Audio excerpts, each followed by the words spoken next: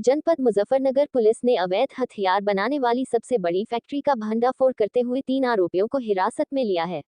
बताया गया है कि इनके पास से करीब 131 तमंचे, राइफल, अवैध हथियार भी बरामद किए गए। इन लोगों ने अवैध रूप से हथियारों को बनाकर विधानसभा चुनाव को प्रभावित करने के लिए उत्तराखंड, पंजाब और यूपी में हथियारों की सप्लाई करने का ठेका लिया हुआ था। दरअसल मामला जनपद मुजफ्फरनगर का है, जहां पर पिछले करीब 1.5 महीने में जनपद पुलिस ने 10 अवैध तमंचे बनाने की फैक्ट्री पकड़ी है, जिसमें पुलिस ने अभी तक कई लोगों को हिरासत में भी लिया है और उनके पास से करीब 154 अवैध शस्त्र भी बरामद किए गए हैं।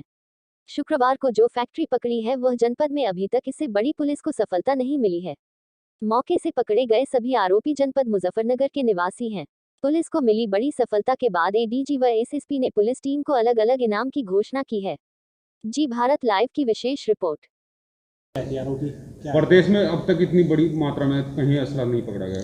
देखिए, ये जनपद मुजफ्फरनगर में थाना कोतवाली और सीओ सिटी थाना प्रभारी और क्या कहते हैं जनपद मुजफ्फरनगर की पुलिस के द्वारा एक बहुत बड़े गिरोह का आज गिरफ्तारी करी गई है और इसमें अभी हमने 3 लोग गिरफ्तार किए हैं, जिनसे 131 से अधिक हमने असले बरामद किए हैं अवैध, जिसमें असले हैं, तमंचे हैं, जिसमें पौनियाँ हैं, जिसमें राइफल्स हैं, मस्कट्स हैं और उसके अलावा कारतूस हैं और जितना भी आपका सामान होता है फैक्ट्री को बनाने के लिए, जो औज़ार होते हैं, जो इनके छेनी, हथौड़ा, उसके अलावा मशीन्स, उसके अलावा अन्य छोटे मोटे औज़ार, वो सारी चीज़ें इनसे बरामद करी गई हैं।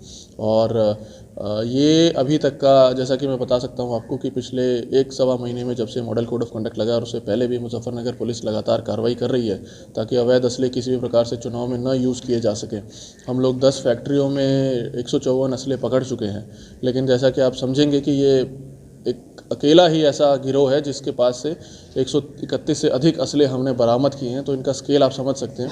और क्योंकि अभी उत्तराखंड में भी 2nd फेज़ में चुनाव है और वेस्टर्न यूपी में 1st और 2nd फेज़ में चुनाव है, तो उन सबको देखते हुए ये बड़ी तादाद में इस काम को करने का प्रयास कर रहे थे ताकि इनकी सप्लाई जो है वो इन सभी जगहों पे यूज़ हो सके।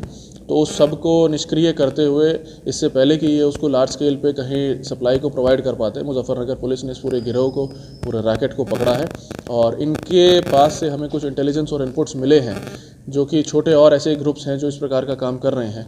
तो आप देखेंगे कि अगले कुछ दिनों में उनके विरुद्ध भी मुजफ्फरनगर पुलिस कार्रवाई करेगी। कब से फैक्ट्री संचालित थी और कब कितने तमंचे बेच चुके हैं? देखिए, इनका जो पुराना रिकॉर्ड है, जो इन्होंने सप्लाई किया है, वो सारी चीज़ें हमारे इन्वेस्टिगेशन के अधीन हैं। वो सारी चीज़ें हम आपको विद ड्यू टाइम डिस्क्लोज़ करेंगे जब हम उन पे कार्रवाई कर लेंगे। जिन लोगों को इन्होंने अभी तक असला सप्लाई किया भी है, चाहे इन्होंने डायरेक्टली किसी व्यक्ति को सप्लाई किया हो, चाहे किसी छोटे व्यक्ति को जो असले सप्लाई का काम करता हो उसको किया और उसने किसी से आगे से लिया हो, उन सारी चीज़ों पर हमारी इन्वेस्टिगेशन अभी चालू है। और जैसे जैसे हम पाएंगे कि किसी भी व्यक्ति के द्वारा अवैध असला लिया गया है किसी भी क्रिमिनल या किसी भी ऐसे व्यक्ति के थ्रू पिछले कुछ दिनों में, तो उसके विरुद्ध क्रिमिनल कार्रवाई तो होगी ही होगी, जो मतलब आईपीसी के अंतर्गत कार्रवाई होती है।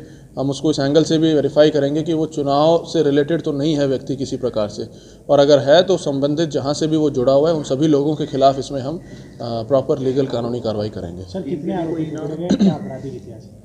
देखिए, 3 अपराधी अभी पकड़े गए हैं और अगले कुछ दिनों में आप देखेंगे कि इनके गैंग से जुड़े हुए और जो लोग हैं उनको भी हम पकड़ेंगे। इसमें तीनों अपराधी जो हैं वो पुराने क्रिमिनल्स हैं, पूर्व में भी शस्त्र फैक्ट्री में बंद हो चुके हैं और इनका आपराधिक इतिहास है। इसमें जनपद मुजफ्फरनगर की इस टीम के